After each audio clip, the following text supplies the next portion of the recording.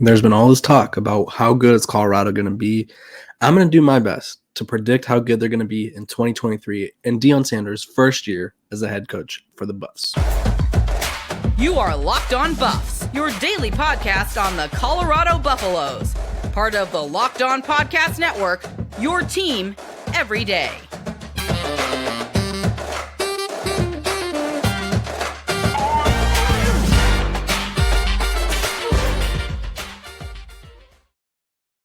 What is up, everybody? This is Locked On Buffs. I am your host, Kevin Borba. Today's episode, we're going to be talking about a few different things. We're going to be talking about myself predicting Colorado's record, which I try not to do too early before the season. I'll probably have a couple drafts, but this is draft number one.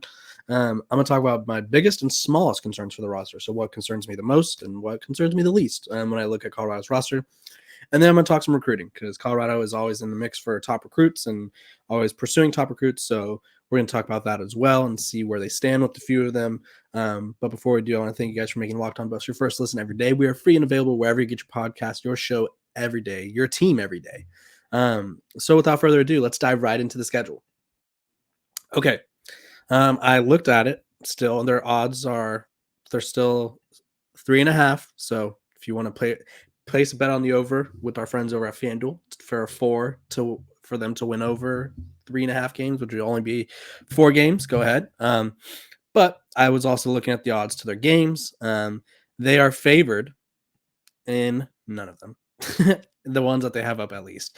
Nebraska is 8.5 point favorites. TCU is 20.5 point favorites. So do with that what you will. Going off their schedule, though, I'm going to go through each game on the schedule. I'll give you a breakdown of why they think they win or lose. And then I think, obviously, I'll give you the record, and then we'll just go through it from there. Week 1 at TCU, I think it's a hostile environment. I think there's going to be a lot of pressure on the game just because, obviously, it's going to be nationally televised. Everyone's going to be watching. Obviously, the program, though, is ready for pressure. They don't shy away from pressure. TCU, however, reloaded in the transfer portal. They did lose a lot. They lost their quarterback, their top 2 receivers or 3 receivers, top 2 running backs. They lost some offensive linemen, some defensive players. They lost the guys that were responsible for all their sacks and stuff. So I think this could be a close one. I think I would take Colorado to cover, but I think I'm going to take the Horned Frogs to win. So Colorado starting off 0-1. But I think they bounce back immediately at versus Nebraska. First game at Folsom Field, first game at home of the Deion Sanders Coach Prime era. I think they win. I don't think Nebraska. I don't have faith in Jeff Sims at quarterback. Nebraska was just horrible last year, and I know they made some adjustments. They made some transfer additions, but I think it all comes down to quarterback play. And I think Shadur is more of a steady hand than Jeff Sims. Jeff Sims is a better athlete. I think he's a great athlete with great potential. He has a big arm. He's really fast, but he has yet to show that he can consistently beat teams. And so for that reason, Colorado wins that game. So I have them at 1-1 going into their week 3 matchup against Colorado State. Rivalry game. I think they blow out Colorado State. I think they win 2 straight, go 2-1. So they're at 2-1 right now. Then they make the tough trek to Eugene to play Oregon. No one loses at Oregon. Oregon is a tough environment to play. The program themselves, the team themselves, are looking to maybe make the playoff. They're one of the, according to the blue chip ratio, which is essentially how many 4 and 5 stars you have, and that determines if you can win a championship or not. Oregon is one of the 2 teams in the Pac-12 that has enough blue chips to win the championship. So I think they're going to be a tough team to beat. I think they lose to Oregon. I think they lose to USC the following week. So that puts them at 2-3. USC has Caleb Williams. I think he's probably the best player in college football, best quarterback in college football, just all around. Great athlete, great player, kind of leads that team. USC reloaded. They improved. Their defense was the issue last year. They added talented players on defense, so we'll see how good they are. They were the other team that 24/7 says can win the championship. Arizona State in Tempe. I think Colorado bounces back, ends their little losing streak here, put them at 3-3. So floating around 500. Arizona State, I just don't feel confident in Drew Pine. I think there's a lot to. I feel like Arizona State added really good players, but I still feel more confident in Colorado for some reason. I think they need a win here. I think this will be their first home or away win or road win. Excuse me. I think Arizona State's offense under Drew Pine isn't going to be as good as it may have been with like Bo Nix or someone. Like I don't think Kenny Dillingham has the quarterback he needs for his offense. Excuse me, yet. Then for family weekend, October 13th on a Friday, 8 p.m. Mountain Time. I believe this is on ESPN or Pac-12 After Dark. They play Stanford. I think they win here. So they string together 2 more wins, making them. Let's see. They got 1-1, 2-1, 2-2, 3-2, 4-3. Excuse me. This will have them at 4-3. I think Stanford is a rebuilding team. They're recruiting very well right now. They have a top 10 class in the country for the 2024 class, but obviously those guys can't play here yet. So I got to take Colorado here. Then they travel to UCLA. I don't know what to think of UCLA. I really don't know how good they're going to be. So with that being said, I think Colorado could I think I could see this as a win. So that'd be a 3-game winning streak, a nice little 5-3 record. Because they got wins over Nebraska, wins over Colorado State, wins over Arizona State, Stanford win, UCLA win, and then they have losses to USC, Oregon, and TCU. So they're 5-3 at this point. Then they return home, play Oregon State. I think they lose here. I think Oregon State is a very good team that I think will make the Pac-12 championship. So they're 5-4. Senior day against Arizona. I don't trust Arizona. I think Jaden Delores is a really good quarterback. I think he has a lot to offer. I also think he likes to push the envelope a little too much. I think Arizona's defense is iffy, and I think Colorado could take advantage of that. So let's go ahead and put this down as a Colorado win. So 6-4.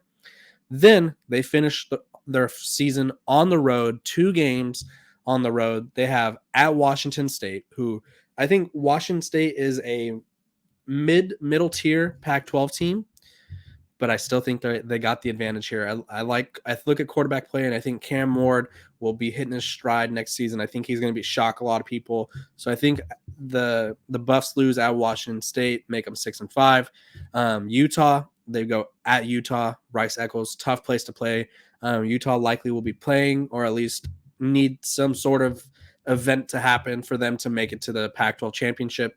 So I think Utah wins as well. So I have them going 6-6, right in the middle. That'd be good enough to make a bowl game. It'd be a huge improvement. They would win 5 more games than they did last year. And really, I think that would help recruiting even more. I think coaches and high school recruits are very excited to see what Coach Prime can do, and very excited to see where this program goes. But I think we also have to consider that the Pac-12 is the deepest it's been. I realistically think that there's going to be a Pac-12 playoff team, and unfortunately, Colorado plays. Let's see, 1, 2, 3. 4 of the teams that have a chance to make the playoffs. So tough draw. I think it'll be a great first year for Coach Prime. You guys let me know in the comment section what you think the record would be. I need reasonings. Don't just say they're going to be 12-0 just because. I need reasonings. I'm going to tell you my reasonings after I tell you about our sponsor over at FanDuel. If you like the MLB, take your first swing at betting MLB on FanDuel and get 10 times your first bet amount in bonus bets up to $200. That's right. Just bet $20 and you'll land $200 in bonus bets, win or lose. That's $200 you could spend betting everything from money line to over and under to who you think who's going to hit the first home run. All on an app that's safe, secure, and super easy to use. Plus, when you win, you get paid instantly. There's no better place to bet on MLB than FanDuel, America's #1 sportsbook. So sign up today and visit FanDuel.com/lockedon to get up to $200 in bonus bets. That's FanDuel.com/lockedon. FanDuel, the official partner of Major League Baseball. Okay, let's talk about the negatives and the positives. I think Colorado is going 6-6. I think that's a very fair assessment. Some people, that's obviously over the 3.5 threshold that their odds currently have them at. Some people will probably go higher. I feel comfortable with 6-6. I really do. If they prove me wrong, so be it. I would love to see them succeed, but if they don't, then I'll be right there. I think 6-6 is very reasonable when you consider their schedule. Let's talk about my biggest concerns for Colorado. They also happen to be the biggest people on the roster, the trenches. The offensive line. I've yet to read or hear. I talked to a lot of people in Boulder who were there watching practices or talking to coaches and stuff. I've yet to hear rave reviews about the offensive line. That's concerning. Deion Sanders can run. He will run, but he doesn't want to most of the time. They need him to not get hurt. Their backup quarterback is either going to be a freshman, a walk-on, or a JUCO quarterback who really didn't prove much at either of his 2 JUCO stops. So they don't have anybody to back up, which is another concern. If Deion Sanders for some reason can't go, you're going someone young or someone inexperienced. Not a positive situation to be in. So the offensive line, I think that puts pressure on them. There's more offensive linemen in the portal. I think that maybe they should go get them. I don't know how many roster spots they have left, but I don't like what I'm not hearing about the offensive line. I don't like what I'm hearing about the offensive line. I worry about them. I worry about I just worry about how good they could be, because realistically, Colorado has a talented quarterback. They have 2 or 3, maybe even 4 running backs that they could just throw at you, run all over you. But that doesn't matter. They have so many great receivers that I talked about a couple days ago. The competition for the 3rd and 4th receiver spot is going to be insane. But none of this matters if they can't block anyone. They have a lot of offensive linemen from the group of 5 FCS level. There's a big difference in pass rushers from the group of 5 to FCS level. So hopefully those guys are working hard in the weight room. Maybe they have a JUCO offensive lineman that'll step up, maybe a freshman offensive lineman that'll step up, but I don't trust it. I don't trust the offensive line. I won't until I see it, and I'll have to like TCU, for example. That'd be a great test. I think, like I said, I think the game's going to be close. I think TCU, they lost, I believe it was 60% of their sack production to the NFL. So they're going to be starting freshmen. They're going to be starting younger guys who don't have experience. If Colorado can't block young freshmen, what's going to happen when they have to go up against Utah, who always has tough defense, Oregon State, who had the best defense in the Pac-12 this past year? It's going to be interesting. I don't trust this offensive line. Defensive line, I trust a little more, but I'm still concerned. I think they have a lot of big bodies, a lot of physical bodies, which I think is a good thing. But I would say the offensive line is my biggest concern. Special teams, also a minor concern. Those are my 3 concerns. I'll give you 3. I know I said biggest, but I'm going to give you 3. Offensive line, special teams, and then I'm going to go there. I went offensive line, special teams, and then maybe the linebackers, but who knows? We'll see. Actually, sub out the linebackers. I'm going quarterbacks behind Deion. I think Deion is going to do just fine, but if for some reason he goes down, I don't like what Colorado's got back there, and it's going to be say for some reason, and this is hypothetically speaking, you don't want this to happen. Deion goes down game 2 against Nebraska. I think Colorado would realistically lose every game the rest of the season with their quarterback situation. Unless someone emerges as stars, I don't trust those quarterbacks. And I think that's probably the biggest swing and miss for Colorado this offseason was not being able to bring in another transfer quarterback. I don't know if they tried, but I think that was the biggest mistake. Realistically, they could have maybe went and got a younger quarterback who maybe he has experience at a Power 5 program, didn't play a lot, but has a few years of eligibility, so that way he could play when Deion leaves. I think that's the move I would have gone for, but they didn't do that. So whatever. I guess we'll find out. Smallest concern, wide receivers, secondary. I think the wide receivers are probably, and running backs, to be honest, those 3 position groups. Starting with the wide receivers, though, I think they have a little bit of everything. They got size, they have speed, they have route running, they have jump ball getters, they have burners, they have everything. I'm very confident in the wide receivers. As long as the offensive line gives Shedeur time to throw, or at least can not get Shedeur killed on every play, he's going to get the ball into these playmakers' hands, and they're going to make plays. As simple as that. The secondary, you got Travis Hunter, who I think realistically could get all Pac-12 both ways. I think he's at one corner spot. You got a Marion Cooper or Cormani McClain at the other. Very talented guys everywhere. The safety position, you got 6 starting caliber safeties for 2 safety spots, maybe a nickel spot for 3 spots, maybe. So that'll be interesting as well. I think they just have a really good secondary, a lot of experience back there, a lot of experienced tacklers, experienced guys in coverage. They have it all. So those are the 3 positions that concern me the least. So we'll see what happens. Obviously, you never want people to get injured, but you never know what could happen. But when we come back, we're going to be talking about recruiting. Colorado is in the mix for a lot of talented recruits, and they're also pursuing a lot of talented recruits. So when we return, get ready to talk some recruiting. Welcome back. We're talking recruiting. Okay. I want to start off with some positive news. I was reading into the Under Armour Feature 50 check-in, or the 50, event, which was at IMG in Florida. Had the top 52 prospects in the class of 2025 competing. They were all just going head to head, just going at it, best against best, iron sharpens iron. Winston Watkins was a standout. Let me tell you about how he did. They don't have like stats or anything for this stuff, but he was creating separation. I wrote about it over at Athlon, so if you want to go read my writing, go check that out. He was getting separation. He's hard to bring, kind of hard for guys to keep up with. His rating actually went down, which I noticed was interesting. He is now only a 5-star according to Rivals. He's no longer a 4-star according to 24/7 or On3. I don't know if On3 had him as one, but Sam Spiegelman from On3, don't know how to say his name, don't really care, but he wrote about it, and he wrote about, because he was writing about his top observations at the event, and he said, Watkins has burst and some real twitch on his routes to get open in a hurry. He was dynamic, separating from safeties throughout the day. You'd love to hear that. He is at IMG. Obviously, that was where the event is, but he goes to IMG as well.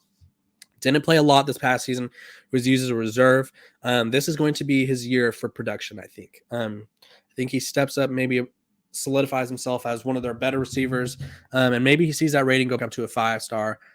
He has really quick, great hands, everything. Even though he's undersized, I think he's everything you need in a receiver. So it'll be interesting to see how good he does. But Winston Watkins, standing out amongst the best. You love to hear that. Let me go into some other recruits, some other recruiting updates that I had for you.